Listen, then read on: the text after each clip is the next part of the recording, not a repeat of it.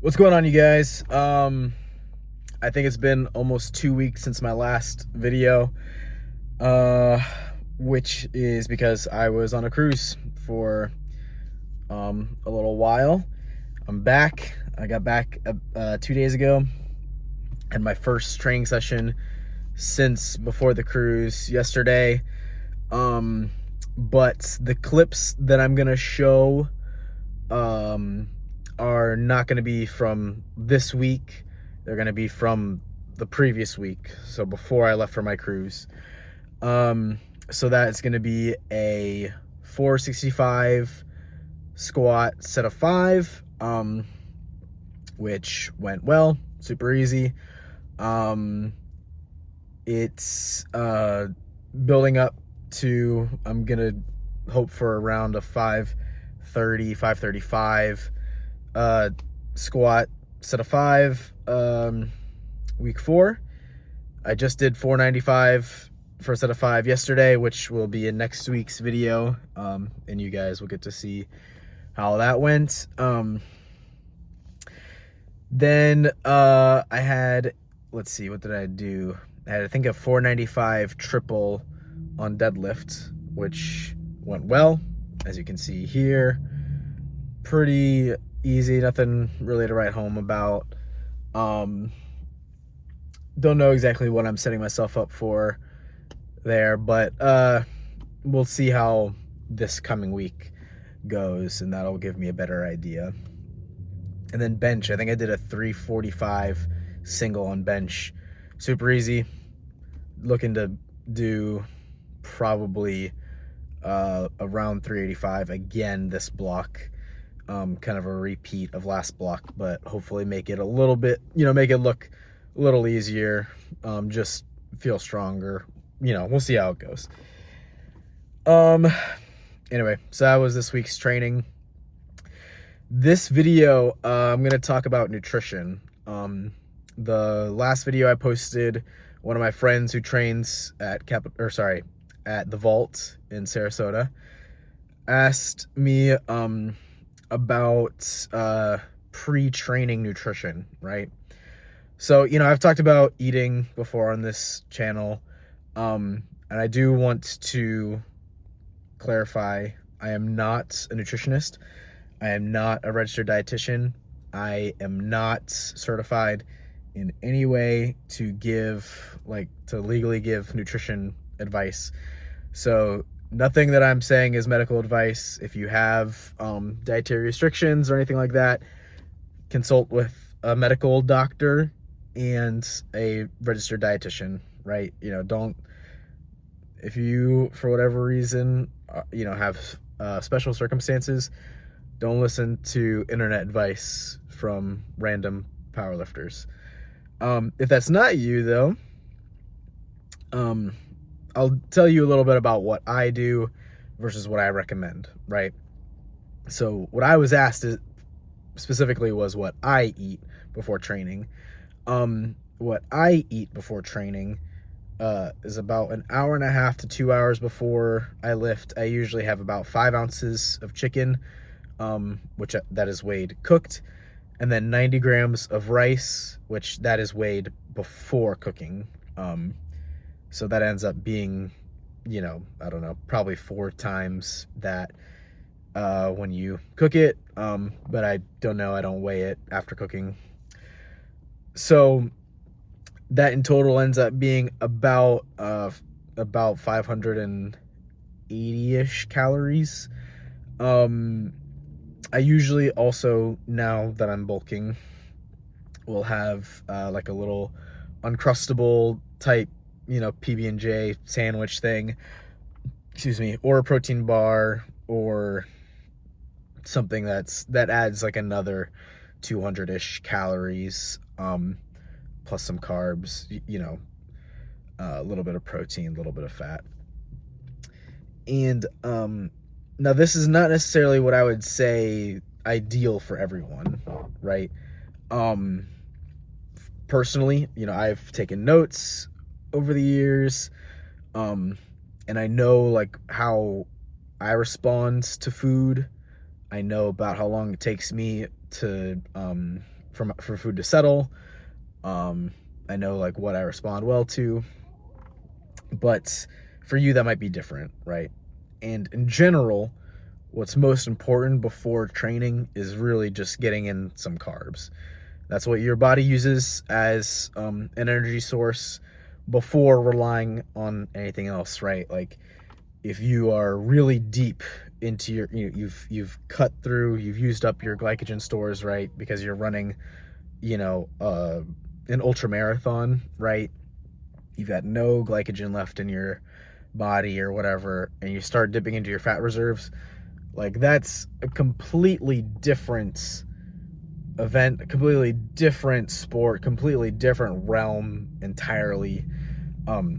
In most sports, you are not primarily utilizing fats or protein for energy. You're primarily going to be using carbohydrates, right? So most important thing to do before you train is to have some carbs in your system. I would say for most people, probably going to feel most comfortable having, however much carbs you feel comfortable with, about an hour to an hour and a half before training. If you have something that's high in fiber or something, just a larger quantity, or if you have a protein source along with that, or fats, it's going to extend the amount of time that you're going to spend digesting that food, and therefore going to extend the time between when you should eat and when you should train. That is so funny. As I'm recording this, the guy who asked me the question is getting ready to go to the gym. So that's really funny. Shout out to Marco. So where was I? Oh yes. The more things you add, the longer the time between eating and training you're going to want to have, right? So that is going to be more so dependent on your schedule and what you feel comfortable doing. If you're someone who only has a chance to eat, 30 minutes before going to the gym, you're probably going to want to make sure that you have a larger meal earlier in the day and that you focus primarily on just getting your carbs in right before the gym. If you only got 30 minutes, you're not going to want to eat, like a baked potato and beef and, salad, fruit. You're most likely going to want to just smash some rice, or another simple or relatively simple carbohydrate source, right? For me, like when I'm at work, thankfully my job is pretty flexible. I'm able to eat about an hour and a half to 2 hours before I go to the gym pretty consistently. And so I know that I can have something that's going to have a high amount of carbs plus some protein to keep me satiated, and help me fuel my workouts, right? So the protein is not fueling the workouts, it's just keeping me full. It's making me feel like I'm not hungry when I go to the gym. And that's another thing to consider. If you are someone who gets distracted by your stomach when you go to the gym, like me, you're gonna want to make sure that you avoid that. For some people, that might mean having intra-workout feeding. For myself, when I was training in undergrad, I would spend a lot of time at the gym, which meant that I would get hungry at the gym. So I would bring Rice Krispie treats and I would snack on those while I lifted. Again, not most people are not going to need that. But if you're at the gym for 4 hours plus for whatever reason, that might be beneficial. And in that case, again, same thing. You're going to want to focus on carbs. Consuming protein and fats, not that that's detrimental necessarily, but it's just not conducive to improving your performance in the gym. The point is to get energy, right? Not to be worrying about muscle protein synthesis, or your hormone health. Like, you're focusing on performance. So that's basically my whole spiel on pre-workout nutrition. Figure out what works for you. don't just do what everybody else is doing. You don't have to just do chicken and rice, you know, like everybody else. But if it works for you, stick with it. Keep track of these things. Take note of when you go to the gym, how much time you have beforehand to eat, and what feels good, what doesn't feel good, and focus on getting in your carbs before you train. I'll talk a little bit about post workout nutrition. Not nearly as important, if you ask me. Everyone used to talk about the anabolic window after training. That is something that the literature shows is not really a big deal. People used to say, 10 years ago, it was like you had to eat a high amount of protein 1 hour, like within an hour after you trained, right? Like it was like if you didn't get that, you were missing out on a notable percentage of gains. Nowadays, the research shows as long as you hit, somewhere probably north of 1 gram per pound of body weight of protein per day, doesn't really matter how it's split up, as long as you get it in by the end of the day. The most current literature is showing that probably 1.6 grams of protein is closer to ideal than what we previously thought, where, in the past, everyone had suggested that probably about 0.9 to 1 grams of protein per pound of body weight was ideal. Now showing that we probably should be eating more. But anyway, after training, I would suggest that you do try to get in some food relatively quickly, and by which I mean within about 2 hours of lifting. For not necessarily because I think that you're leaving gains on the table. It might make some small, negligible difference in terms of gains. But for me personally, I know that I get really crabby and hungry after training. So to minimize the crabbiness and hungriness, I try to eat pretty quickly after lifting. Okay, so my phone just ran out of storage. I think where the last video cuts off is me saying that, getting about 1.6 grams of protein per pound of body weight is about ideal. And that the reason I try to eat pretty quickly after training is because I get crabby and hungry. I want to avoid that. Anyway, general post-workout nutrition, it's not really as important as pre-workout nutrition.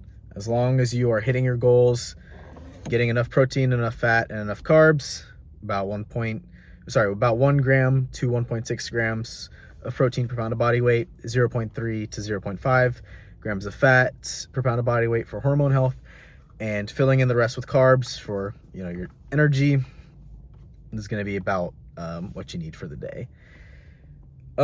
So as a general rule, staying consistent, eating about the same every day is going to lead to probably the best outcomes for performance. If you're worried about general health, making sure to have a lot of fiber and varied food sources is going to be good.